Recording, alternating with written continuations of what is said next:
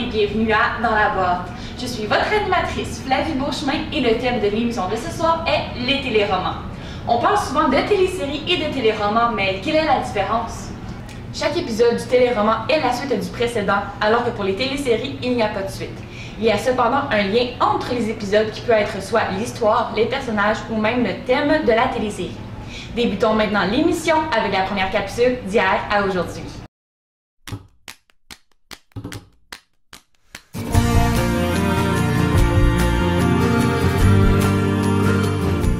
Si nous comparons la famille Plouffe... Ne nous laissons pas emporter par notre chagrin.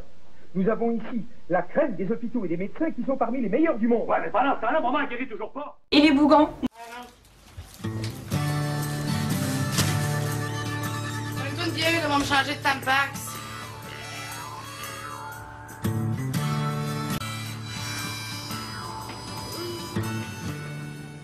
Nous pouvons facilement voir l'évolution des téléromans qui s'est faite au cours des années. Cependant, ça ne s'est pas fait en un claquement de doigts.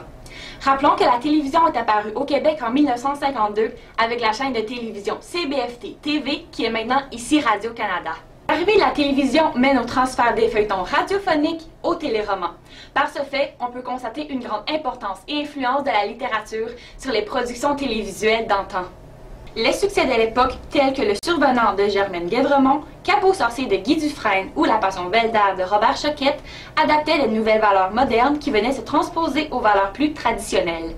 On voyait maintenant des portraits de familles québécoises de différentes classes sociales. Par exemple, le téléroman La famille Plouffe que Roger Lemelin a écrit en 1953 représente ce milieu ouvrier urbain québécois.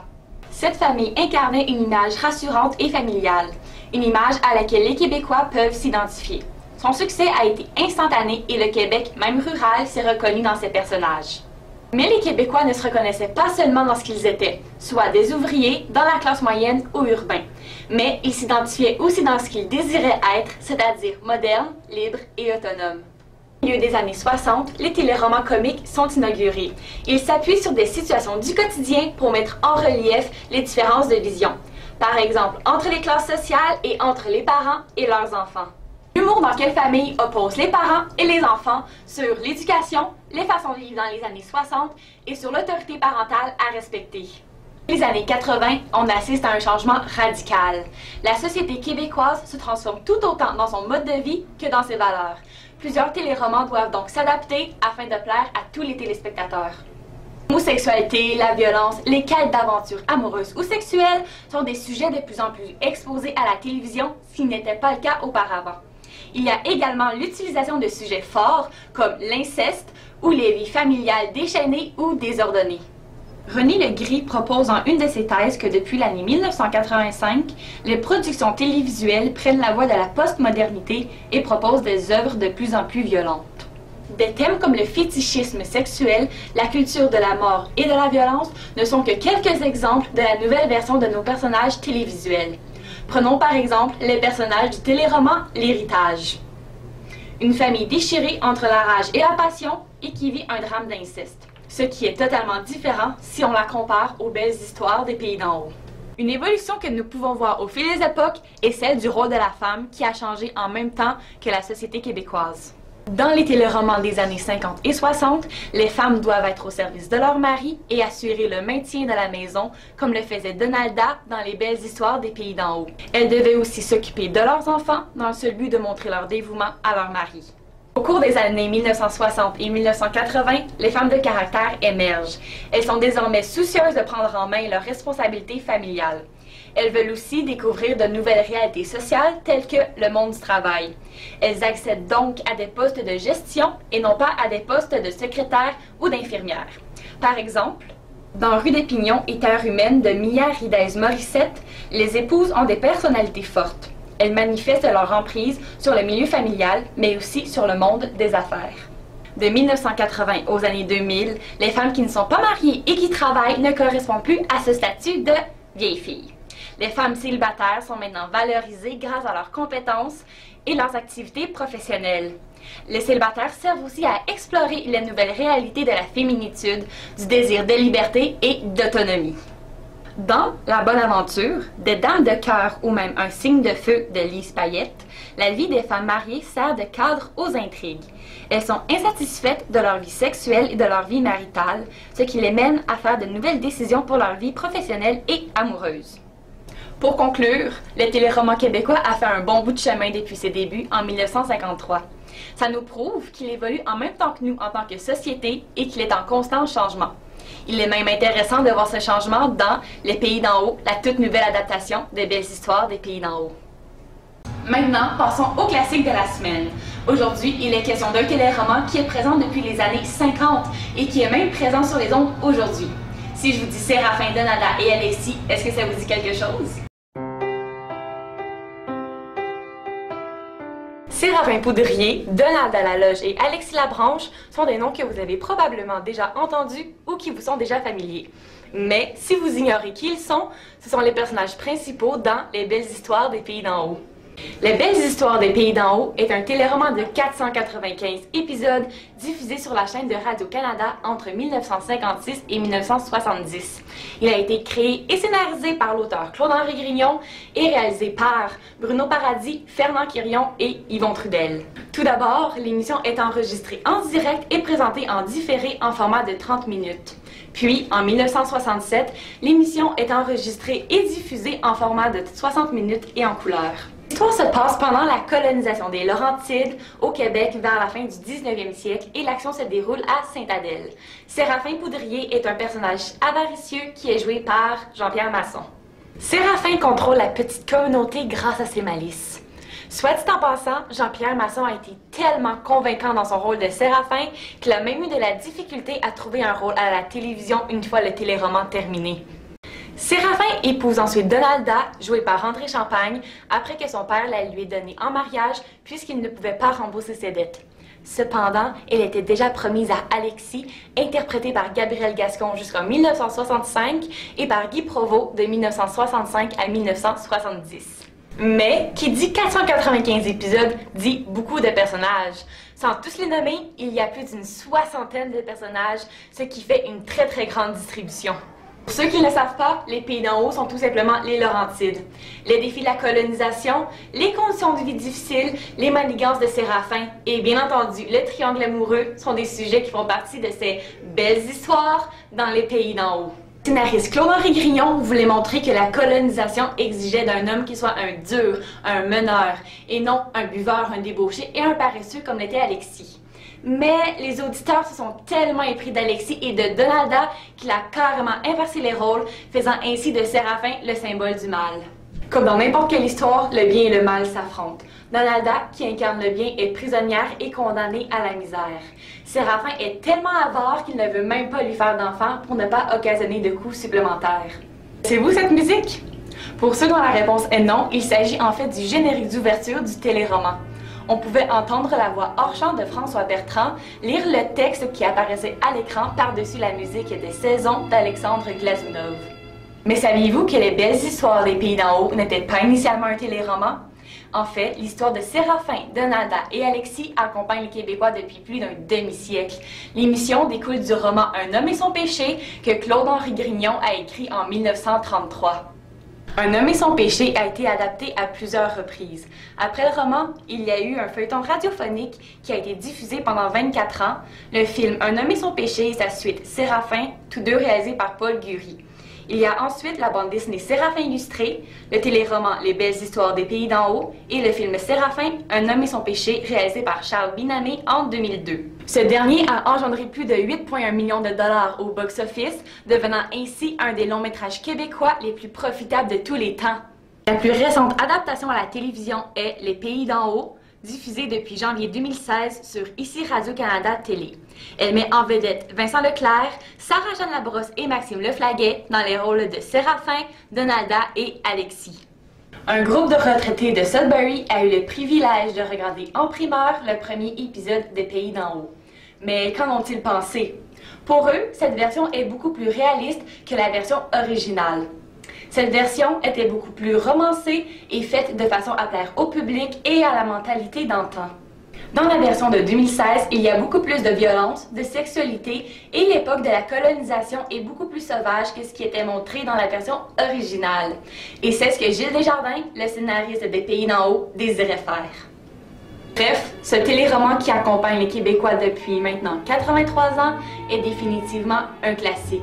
Il a complètement marqué la culture québécoise par ce personnage et son histoire qui nous fait encore et encore retourner à nos racines. Pour ceux qui ne le savent pas, Séraphin Coudrier a même donné naissance à une expression où être séraphin signifie être avaricieux. Et si vous désirez regarder la version originale de Belles Histoires des Pays d'en haut, elle est toujours disponible du lundi au vendredi à 18h sur ICR TV. Pour l'entrevue, j'ai eu la chance de rencontrer Carla Mesquita Honhon, une jeune actrice de 18 ans. Nous avons parlé de ses débuts à la télévision et de ses projets d'avenir. Si vous ne la connaissez pas encore, c'est un bon moment pour la découvrir. Elle nous invite dans son univers et nous partage le rêve qu'un bon nombre d'entre nous avons déjà eu, devenir acteurs. Et puisque nous avons le même âge et que nous avons plusieurs amis en commun, Carla a accepté que je la tutoie. Maintenant, sans plus attendre, allons voir l'entrevue.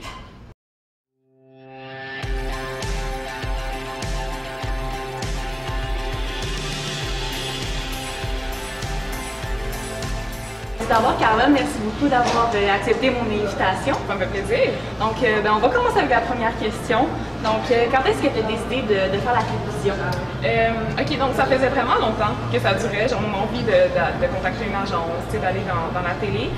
Mais je pense que c'est à 13 ans que je me suis vraiment inscrite. Puis j'ai dit à mes parents, on s'est assis, puis j'ai vraiment le goût d'avoir une agence. Puis ça a vraiment bien marché. Mais le désir de le faire était là depuis longtemps. J'ai tout le temps fait de théâtre, puis j'ai toujours voulu faire ça. Okay. Fait que vraiment, ce qui t'a mené à prendre cette décision-là, c'est vraiment le fait de faire le théâtre et de pouvoir pousser plus loin dans le fond. Mais je pense que, tu sais, surtout, je voyais les gens à la télé, puis ça me tentait d'être là. Tu sais, je le savais qu'il y avait une petite envie, puis j'aime vraiment ça, être là aussi. Fait c'est une bonne chose. Est-ce que ça a été difficile pour toi de trouver un premier rôle à la télévision, autant à la figuration qu'un premier rôle? Ça n'a pas été si dur que ça dans le cas de 38, ça a vraiment été ma première expérience à la télé. C'est venu assez rapidement pour moi, puis j'étais assez jeune à ce moment-là, mais je dirais que ça a été plus dur après. Tu sais, je pensais que 38 ça me boosterait comme expérience tout ça, mais j'ai eu quelques rôles après, mais ça a été plus dur à cause des coupures budgétaires, à cause de plein de problèmes. Il y avait moins de tournages qui se faisaient. J'ai eu plus de misère à ce moment-là qu'au début, tu sais, arrivé. Puis on dirait que quand j'ai fait mon entrée dans les agences, ça a été vraiment plus facile, puis mon agent faisait beaucoup de contrats, tu sais, figuration au rôle, il y avait vraiment beaucoup de choses, puis ça a juste baissé beaucoup. Donc, en parlant de 30 vies, tu as joué le rôle de Viviane Lapierre. Donc, comment tu décrirais cette expérience-là? C'était vraiment quelque chose d'intéressant parce que j'étais dans la peau de quelqu'un d'autre, mais c'est un personnage qui était assez proche de moi, dans un certain sens. Puis, j'étais contente d'avoir ce rôle-là aussi comme première expérience parce que c'était peut-être un peu plus... ben, tu sais, un élève au secondaire, c'était vraiment proche de moi. C'est un peu ça pour tout le monde dans 30 vies. C'est facile à jouer, dans le fond, si tu veux dire. Ouais, c'est ça. Puis, comment j'ai vécu ça? Ben, moi c'était vraiment l'expérience de plateau qui me motivait. Puis, chaque fois que j'arrive sur un plateau de tournage, là, je suis là, fait que j'en profite parce qu'on n'a pas tout le temps la chance de faire ça. Fait que j'ai vraiment juste tout le temps apprécié chaque moment que j'ai passé là-bas. Puis, même chose d'être dans la peau de Viviane, c'était vraiment intéressant. Ça a été dur de décrocher aussi après du personnage.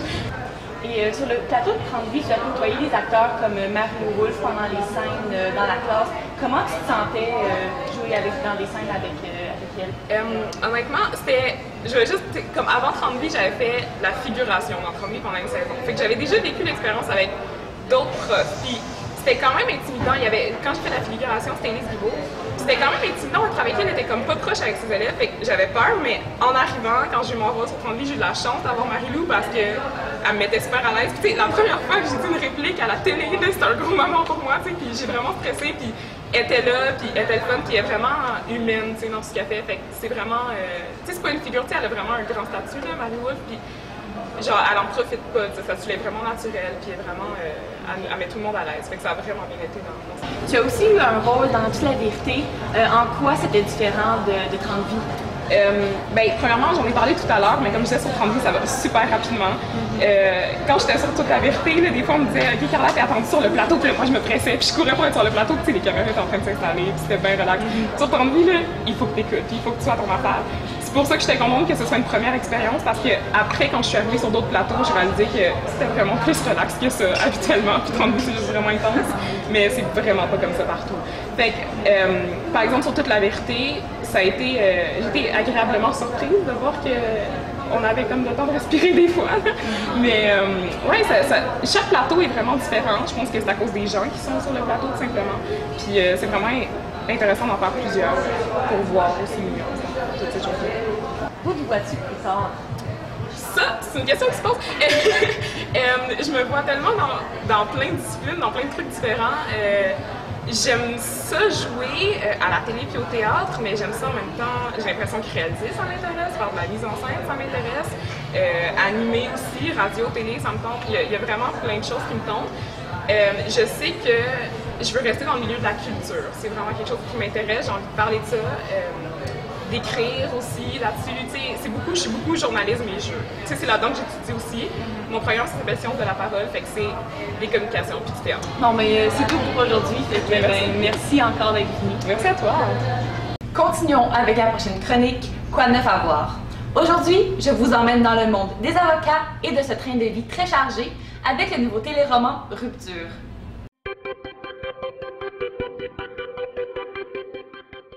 Le téléroman Rupture, c'est l'histoire d'Ariane Beaumont, une jeune avocate qui s'est spécialisée en droit de la famille.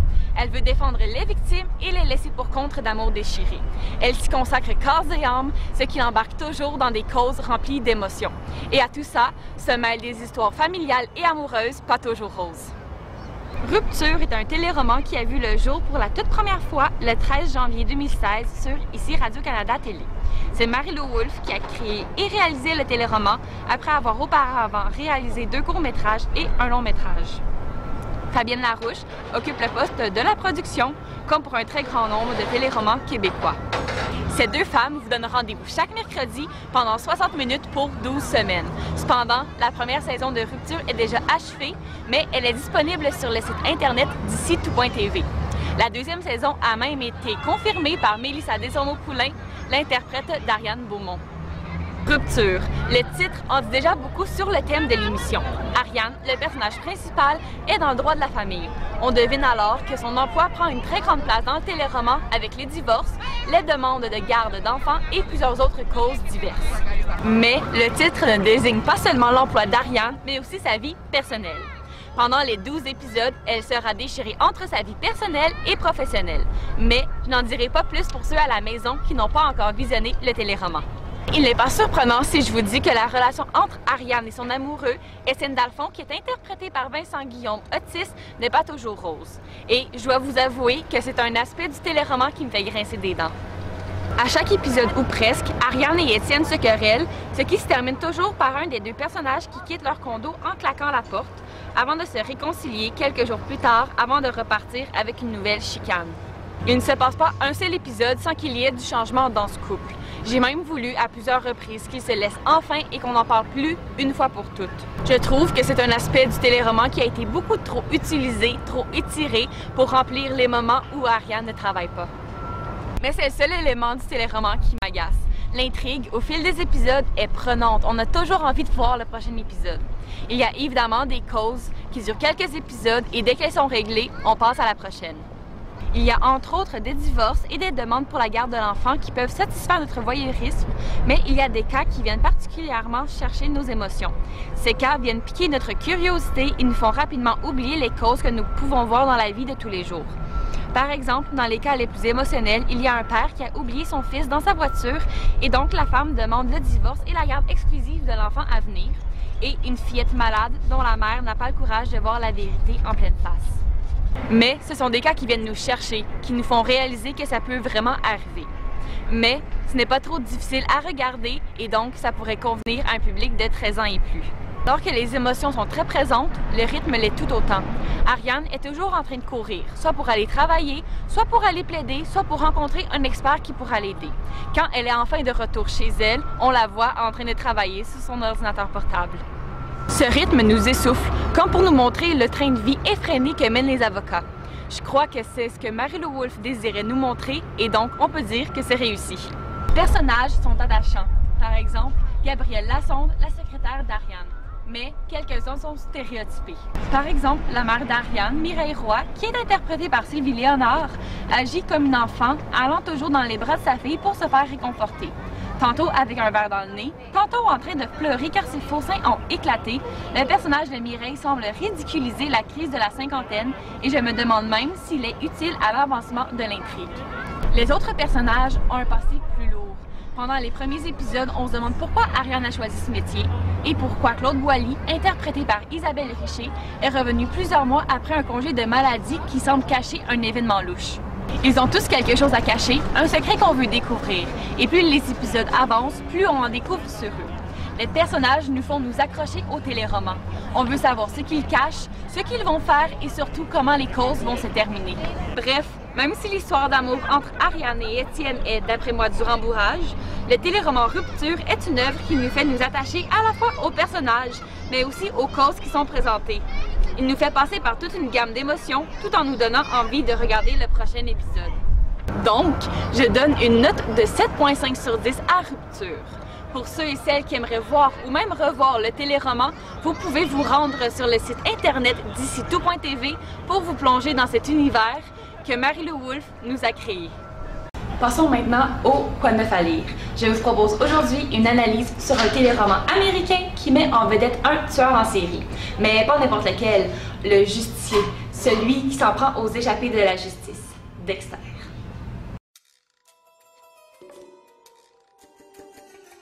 Si vous aimez les téléromans policiers, les intrigues à ne plus endormir la nuit et les personnages particulièrement attachants, vous serez vite satisfait avec Dexter. Mais aujourd'hui, je ne vous présente pas le téléroman, mais plutôt le livre que j'ai découvert récemment.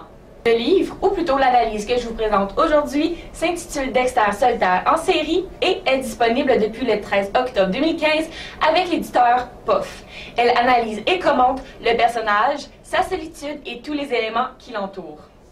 C'est Anne-Claude Ambroise Rendu, une professeure d'histoire contemporaine à l'Université de Limoges en France qui en a fait l'écriture. Elle est aussi, soit dit en passant, une spécialiste d'histoire du crime, de la justice et des médias. Pour ceux qui ne le savent pas, le téléroman américain Dexter repose sur le personnage principal du même nom qui est un expert médico-légal en taches de sang le jour et tueur en série la nuit. Cependant, ses victimes sont seulement des criminels ou des personnes qui ont échappé à la justice. Il agit selon un code que son père lui a laissé. Le téléroman est basé sur une série de romans écrits par Jeff Lindsay. Comme vous l'avez probablement deviné, puisqu'il s'agit d'une analyse, l'auteur a tenu pour acquis que les lecteurs ont déjà vu le téléroman de Dexter. Il n'y a donc pas de notes dans les premières pages qui indiquent que le livre comporte une tonne d'éléments révélateurs. Si ce n'est pas le cas et que vous n'avez pas encore vu le téléroman, je vous suggère fortement de le faire car sinon, en l'espace de quelques pages à peine, vous serez déjà au parfum de plusieurs éléments clés qui se passent pendant les 8 saisons. On peut par exemple y apprendre la mort de plusieurs personnages qui gravitent autour de Dexter et aussi comment le téléroman se termine. Vous serez également perdu entre tous ces noms et tous ces personnages. Par exemple, il est écrit à la page 15 que Dexter dit en plaisantant à Travis, et je cite: « Je suis un père, un fils, un tueur en série. » Ceux qui n'ont pas vu le téléroman passeront par-dessus cette phrase, ce qui est dommage car on comprend bien la référence biblique lorsqu'on sait que le personnage de Travis est lié à la religion. Il n'y a pas beaucoup d'éléments que nous pouvons comprendre si nous n'avons pas vu le téléroman. Moi-même, à plusieurs reprises, j'étais perdue entre tous ces noms et quelques événements mineurs, malgré le fait que, je dois vous l'avouer, j'ai dévoré à 2 reprises les 8 saisons du téléroman. Mais il faut se le rappeler, ce n'est pas l'histoire de Dexter, mais bien une analyse. Dexter solitaire en série nous permet de bien comprendre l'univers de ce personnage troublé. Mais les chapitres ne sont pas dédiés à chacune des 8 saisons. L'analyse est séparée en 6 différentes parties, soit identité, en famille, compulsion et sérialité, justice, sociabilité et Dexter et la malédiction de la solitude, sans oublier la conclusion qui met le doigt sur la question « Pourquoi aime-t-on Dexter ?» Ces 6 parties ont toutes des sous-titres qui les divisent. Par exemple, dans le chapitre « En famille », il y a une partie dédiée à son père, à ses figures maternelles et une à sa sœur.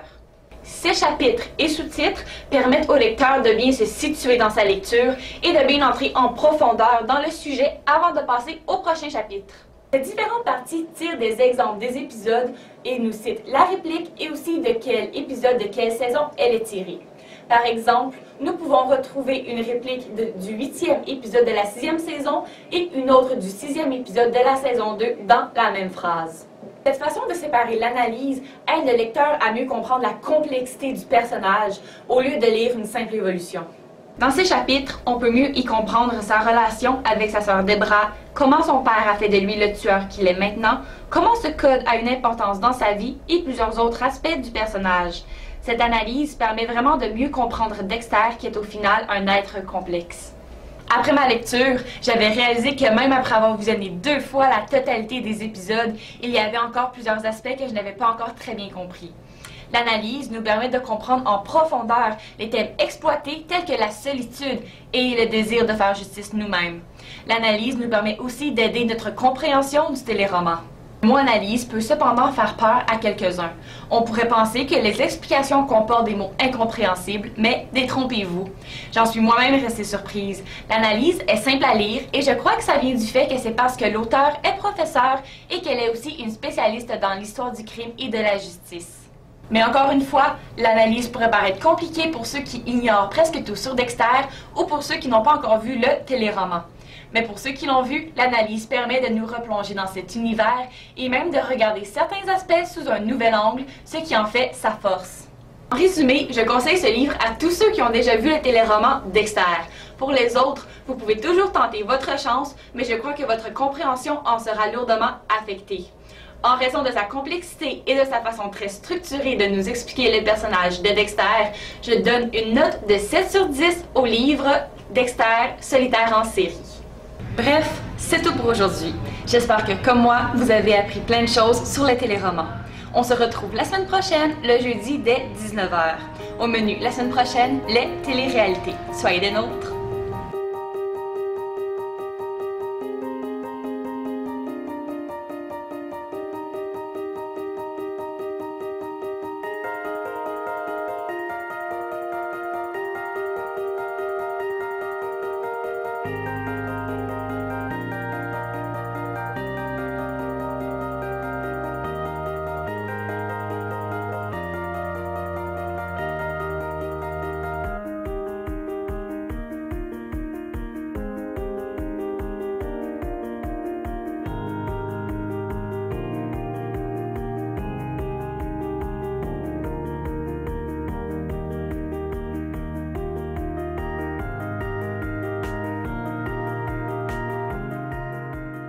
Ce sont des cas qui viennent nous chercher et qui nous font réaliser que ça peut arriver. Non.